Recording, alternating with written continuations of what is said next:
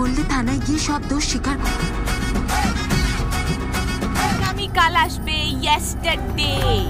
তুমি কি আমার প্রিয়তমা হবে?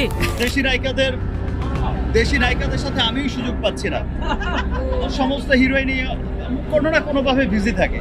সব ছবিতে কেন বিদেশি নায়িকা? হিমেল আশরাফ প্রিয়তমা থেকে শুরু, যে ছবিতে সুপারস্টার শাকিব খানের বিপরীতে দেখা গেছে কলকাতা নায়িকা ইদিকা পালকে।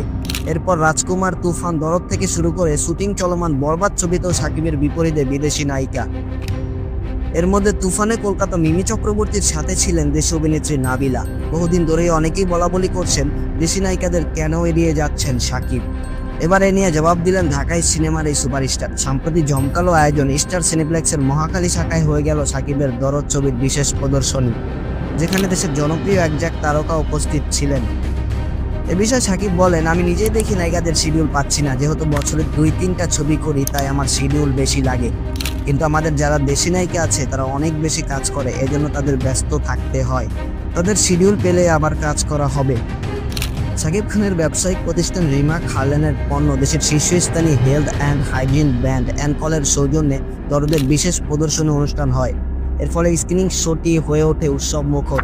জমজমাট এই ইভেন্টে শাকিব খানের সাথে আরও উপস্থিত ছিলেন অ্যানকলের ব্র্যান্ড অ্যাম্বাসেডর ও চিত্রনায়ক পূজা চেরি, ছবিটির পরিচালক অনন্য মামুন সহ সিয়াম আহমেদ, শ্যামন্তী সৌমি, প্রার্থনা ফারদিন, দিঘি, অর্চিতা স্পর্শী, রুকাইয়া চমকের মতো জনপ্রিয় সব তারকা ও রিমা খারলেনের পরিবারের সদস্যবৃন্দ।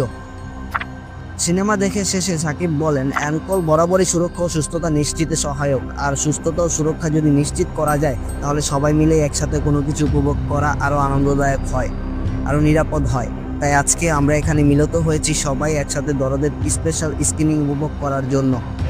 আর এটা খুব সুন্দরভাবে আয়োজন করেছে রিমা খারলেন হেলথ হাইজিন ব্র্যান্ড অ্যানকল। সত্যি অর্থে আমাদের আজকের এই ইভেন্টটি দারুণ কেটেছে সুস্থতা আনন্দে। মুক্তিপ্রাপ্ত দরদ সিনেমার প্রসঙ্গে শাকিব বলেন, এবছর হাইয়েস্ট ওপেনিং কালেকশন দরদের। তার মানে বোঝা যায় ঈদ ছাড়া সিনেমা সুপারহিট হয়। ঈদ ছাড়া সিনেমা সবসময় সুপারহিট হয়েছে। ইনফ্যাক্ট আমার কেরিয়ারে যত বিগ হিট সিনেমা এসেছে, যেমন প্রিয়া আমার প্রিয়া, কোটি টাকার কাবিন এবং যতগুলো বিগ হিট সিনেমা এসেছে, সবগুলোই কিন্তু ঈদ ছাড়াই এসেছে।